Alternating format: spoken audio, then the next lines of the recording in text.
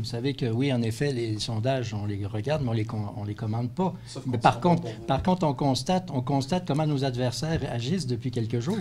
Pas besoin de sondage pour savoir que les libéraux savent qu'ils perdent et que nous autres, on gagne. Ils sont en panique. C'est ça la réalité.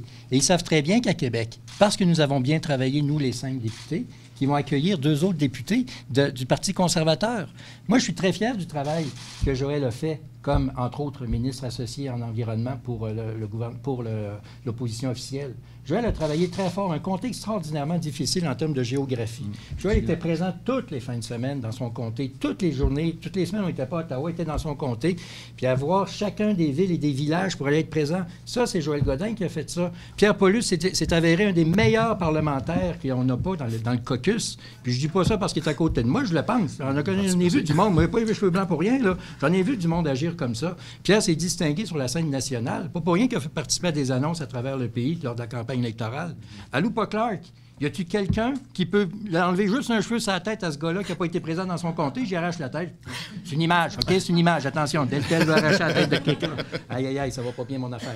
La réalité, c'est quoi? C'est qu'il n'y a pas un gars, j'en ai vu du monde, il n'y a pas un gars qui a travaillé aussi attentivement près des gens qu'à Loupa Clark. Sylvie, qui a fait un travail remarquable aussi, et pas juste ici dans la circonscription, mais oui à Ottawa. Puis je peux vous dire quelque chose. Si dans notre plateforme, on a un élément qui concerne la ruralité, bien, c'est grâce à elle, ou c'est de sa faute. Voyez ça comme vous voulez, mais c'est elle qui a fait ça. Ouais.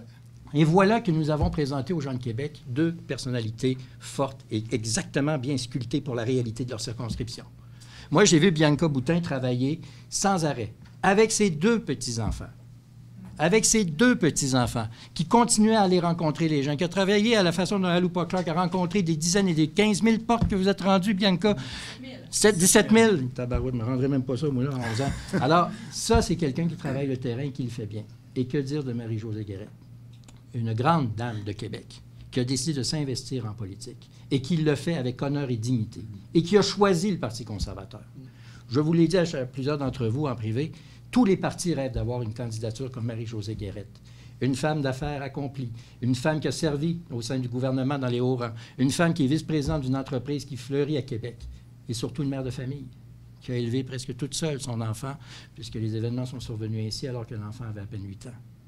Ça, c'est l'équipe de Québec qu'on présente. Moi, je peux vous dire une chose, très fier de notre équipe. Et oui, je suis confiant que nous serons 7 députés conservateurs dans 3 jours.